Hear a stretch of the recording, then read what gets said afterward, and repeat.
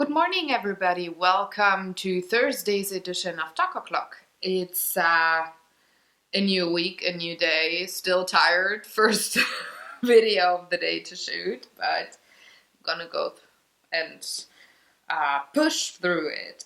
So today's topic is another, actually the second to last episode of the Talk O'Clocks that I talk about materials that I like to use or that I use frequently when I do artwork.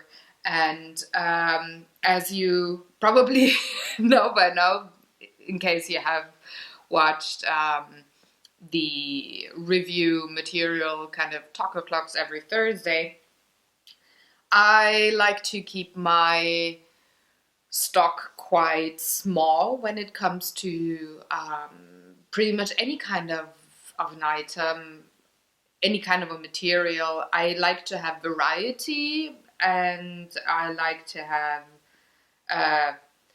good quality stuff, but for some things you can pretty much buy the whole country and still would be overwhelmed when it comes to using those, just because you can't decide which one to use of any kinds of, like for today, stamps, ink pads, or punches. But I like to limit myself just to not get into that situation where I'm like, oh my gosh, I'm paralyzed, I'm procrastinating because I can't figure out what to use. I know I would be in that situation would I have too much of something. So this pretty much looks already like a big stash of things to me, but they're pretty much just the essentials when it comes to stamping and punching things, and I use them mostly for art journals and gift bags or boxes or card making. So I'm going to start with the punches just because they're already laying out here. And you can see I do have different kinds of sizes of the Rayer. I hope Rayer, that's what they're called. I guess. If I butcher the name, I'm very sorry. I do have a couple of those, and then I do have a couple of whatever company, the oldest ones, they're from Stone Age, I guess. I'll get to those. Anyways, let's start. So I do have 3 circle punches, just because that is what I could use the most. I could lift something up on a card, or just make a nice closer for a gift box or whatnot. I could even use it, I did use it on the origami flowers that I had photos on Facebook. I think it was only Facebook.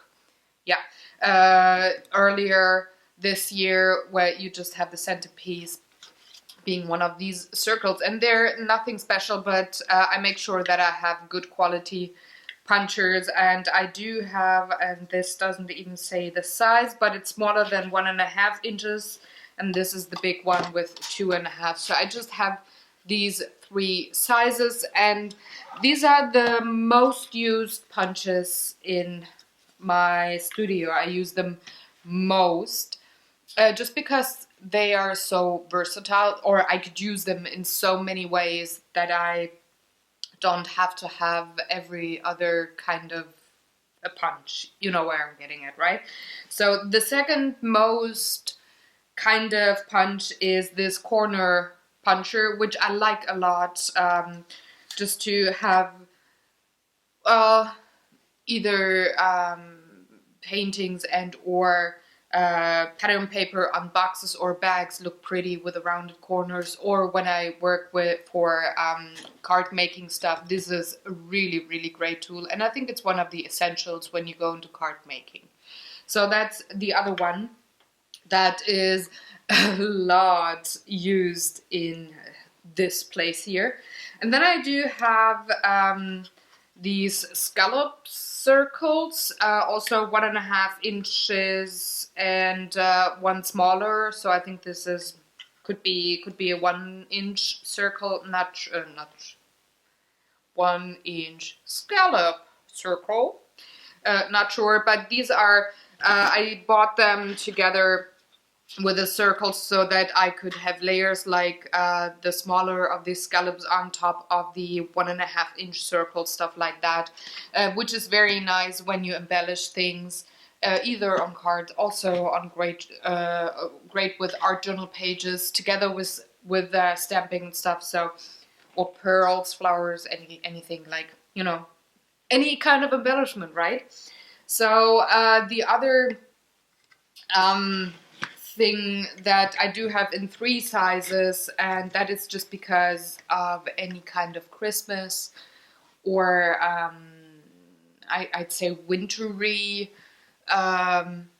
paper crafting, is stars that I do have in 3 sizes, also 1.5 inches, I guess 1 inch, and this is a really tiny one, like maybe 1/2 inch or even smaller. And I really like to go just with basic shapes. I could do pretty much any other thing with going for papers that do have different kinds of patterns that I could cut out, or just painting things. So the way I do paper crafts, like gift boxes and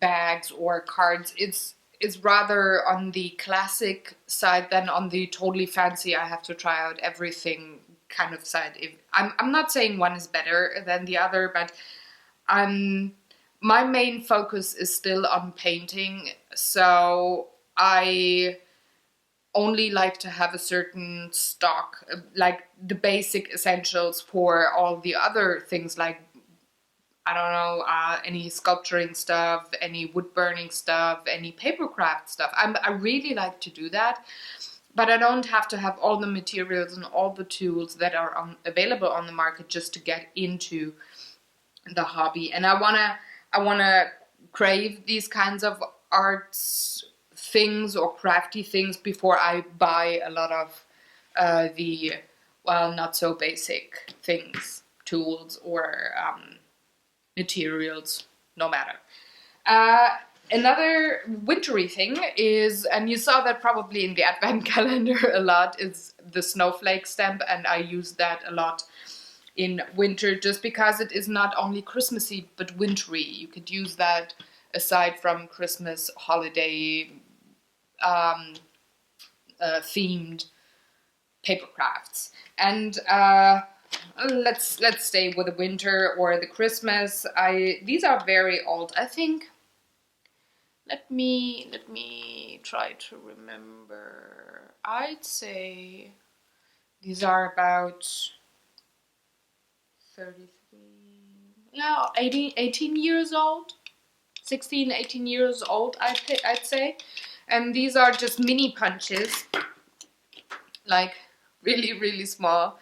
It's a Christmas tree and an angel, a flying angel, and they're from Craft or Color Craft. It says both, and they're a bit tricky. You could pretty much only use them with paper, not with cardstock or foil, because they are not as sturdy as all the other punches I showed so far are.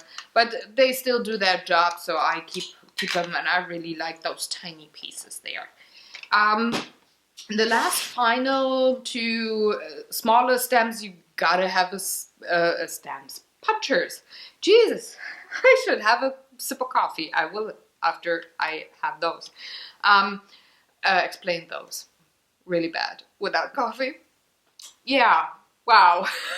So I think this is an essential or a basic puncher, having a heart to punch out, which is just nice for any kind of Valentine's cards or just birthdays or weddings, all of that. So this is one of the essential or very basic punchers I think you should have when you either start or are in the first half of the stage when it comes to card making, paper crafting, you know. And the last one is a flower, which I like a lot and is basic or essential to me just because I do a lot of paper crafts with nature motifs, so any kinds of flower paintings or seasonal, like trees, or I don't know, certain kinds of things that all are with nature, or any kind of plants. So this tiny flower helps me a lot to add some interest on cards, or also origamis, and all these kinds of beautiful things. And now I have to take a sip of coffee. I have the tiniest mug. Otherwise, talking and finding the right words won't improve through the video. So these are all the punches, and they're more than enough, at least for me. If you are really into the hobby, well, you can always buy more. But I think these kinds of shapes are the basics or essentials that you should have. I don't need borders because I do them differently, and that will be something that comes up in next week's vlog, because there I talk about stencils and all of that. Already planned. I'm so professional. But these are all the basic punch shapes I think you should have at one point early on when you go into paper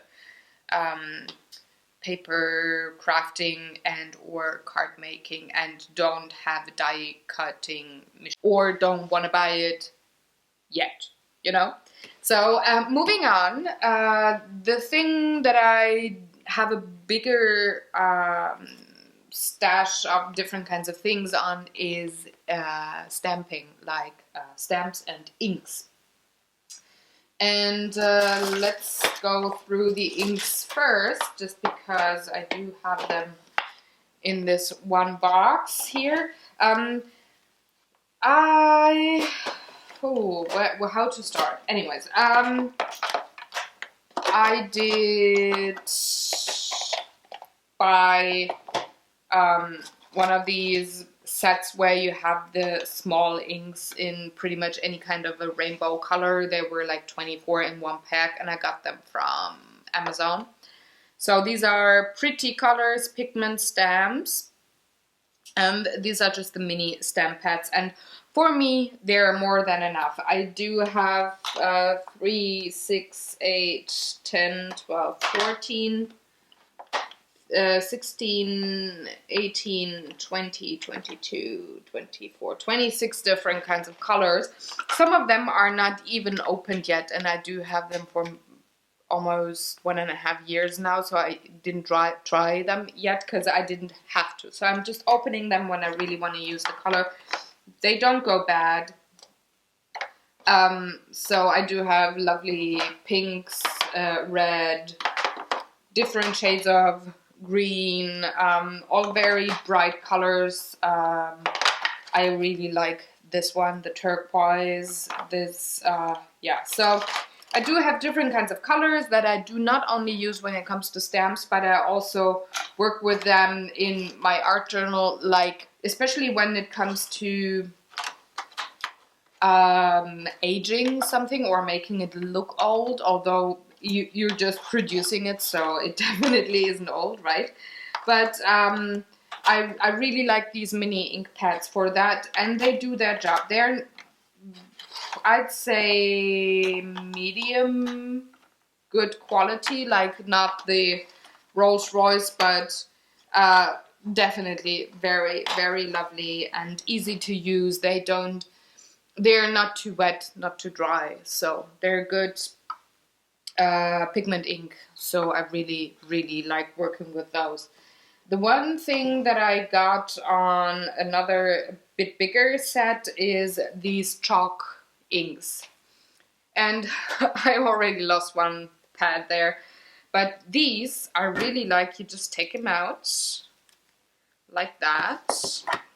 And they have a little handle at the back, and you can go over things like fairly easily, or and have very smooth lines, or you can dab the color onto your stamp if you use it with a stamp. And I really like those earthy autumn colors here, so this is the most used stamp set that I do have, and I really, really enjoy this one. I don't even know. They're called Autumn Pastels. Made in USA, blah blah blah. It doesn't say any other name other than Color Box, so I don't know if that is. Yeah, it's a registered, so it should be Color Box, should be the company, and they're really good quality. They have a nice chalky finish, which I like a lot, especially if I don't use the stamp pads with the ink pads with stamps, but like painting with them, making lovely backgrounds, whatnot. So I really always go back to these chalky inks here. Then I do have a few of the bigger sets, and this one here is just a simple one, blue one from back in the day. I don't know, it's probably 30 years old or something.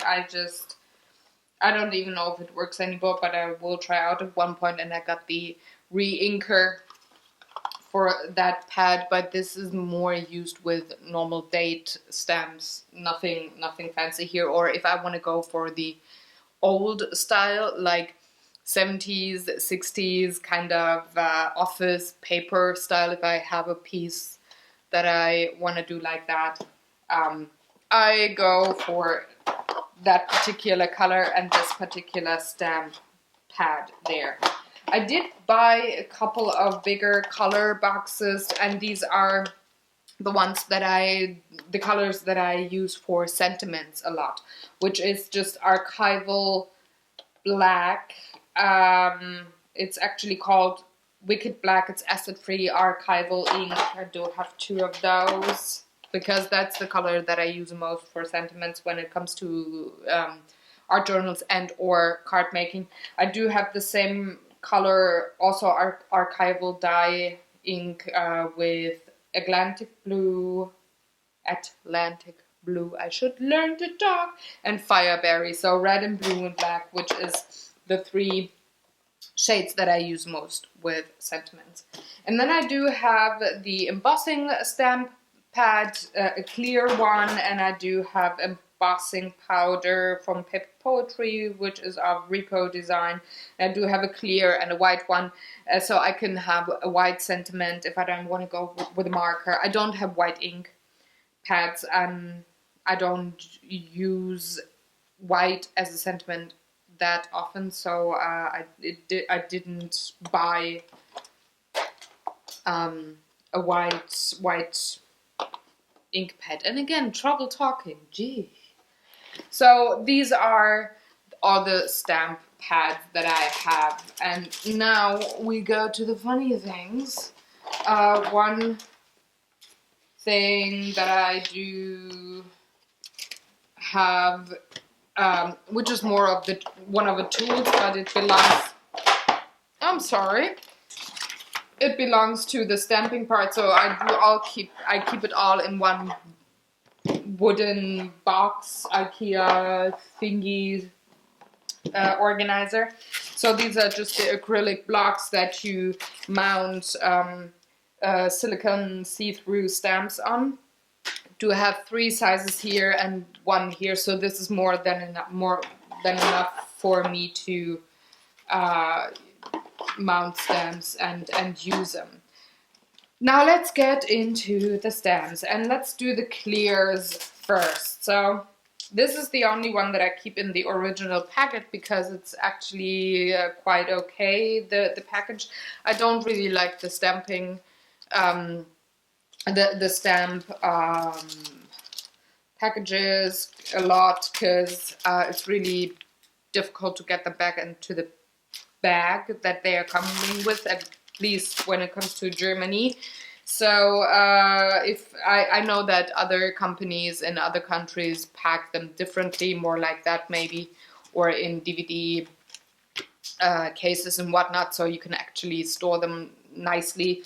But that's not happening here, so I took these deli paper lunch bags to separate them. But these are the silicone stamps that I do have, and I just do have a few ones. With this one here is just ornaments, flowery borders, which is nicely used on any kinds of backgrounds, any kinds of art journals, things like that. So I just, again, bought the basics first, or if I had a commission and I needed something from for a customer, not for. Let me separate them. So the one seasonal one is the Christmassy things. I don't even, again, with the packaging being so horrible here, I throw away the packs, so I don't know what name they have, but they're all from Paper Poetry Rico Designs. So I do have the Christmassy one, and I really like that little owl there. It's totally cute. And I can use them on cards when it comes to card making, stuff like that. So they're really, really beautiful. They work nicely. Here, this is the newest one that I got, and the back is still on, but the wrapping around is already gone. And this is just butterflies, a few flowers, more of a springy theme there. Got one of those, and then mostly text, like sentiments and whatnot. But I do have two background stamps. One like that with text, and the other one being, oh, there's also the package. It's what is it, King Solomon? So it's what's it say, the quote? It's backwards. Great. So just background text, a bit of a quote here, which is just nice to work with in art journals and or cards when you just want to have a subtle background of some kind of text that, yeah, you know why you use background text, right? The other one that I do have is, the rest is all sentiments, and excuse the noise, they're all just basic sentiments like all the best for your birthday, wedding anniversary, christening, best wishes, invitation, birth, wedding, silver wedding anniversary, like 25 years in, and all of that. So I bought a couple of those because you can put them together as you need them, the sentiment wise. The other one is also happy birthday, all the best for a jubilee or a driver's license, moving, like housewarming party stuff, get well soon, good luck, from the heart, all of that. So you can mix and match your sentiments as you need them, and they're all in German. The only mixed one language-wise that I do have is the Christmas one, which has English and German for different kinds of Merry Christmas and a Happy New Year. So I use that for Christmas time or holiday season most, of course. And these are all the silicone see-through stamps that I do have. I do have some rubber stamps as well, and we're just gonna get into them right now. So I do have the basics, the alphabet stamps, just these tiny blocks with one letter on, and it's a whole alphabet, so I'm not gonna go into those any deeper. This is numbers and signs, that's 0 to 9, and then mathematical plus, minus, all of that on there. So I just have the basic numbers and letters. And then I do have this set here. This is just ornament stamps, tiny ones, and you can see here on the paper all of them. So they're just, I actually use those most for art journals. like making borders or something. Also, I could use those on cards or gift boxes. It's just simple shapes, looking lovely, and are really good when you use them in comparison with a corner rounder, just to get a nice edge or a corner or something. So I really like those, and I just bought a set of them. I also bought, what's this called? It doesn't have a name, but it's from the same company. They're all the same company, which is the major supplier for any kinds of craft stuff and or painting stuff, home decor stuff in Germany, which is Rico Design. And I just bought another set with a few flowers that I think are nice on gift tags or any kinds of birthday cards, small notes, things like that. And they come with a stamp ink set, with an ink pad here, but I didn't use it yet because I do have all the others, and so I don't open it. And here we go into the last few rubber stamps. This one is kind of a flower. It's like a thistle or something, like looking from the top. And I just really like this one, and I bought it together with those just to have a few flower stamps. And then the rest is all Christmas, really. I do have the star, and again, if you watched the Advent video, you saw me use that, and I really like the simple kind of stamps that allow me working differently with them and not just in one way.